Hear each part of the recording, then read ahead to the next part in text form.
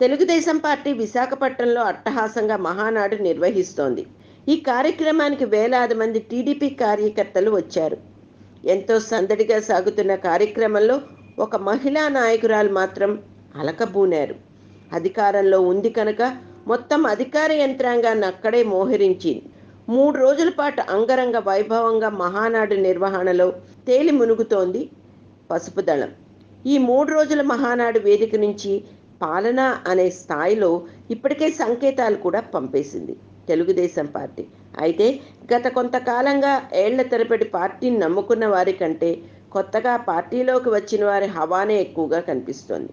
తాజాగా మహానాడులో టీడీపీ నేత సినీ నటి కవిత అలిగారు.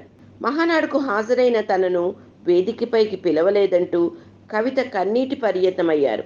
అనంతరం ఆమె మహానాడు ప్రాంగణం నుంచి వెళ్ళిపోయారు. ప్రతిపక్షంలో ఉన్నప్పుడు వేదికపై కూర్చోబెట్టారని, అధికారంలోకి వచ్చాక అవమానిస్తున్నారని కవిత మీడియా ముందు వాపోయారు.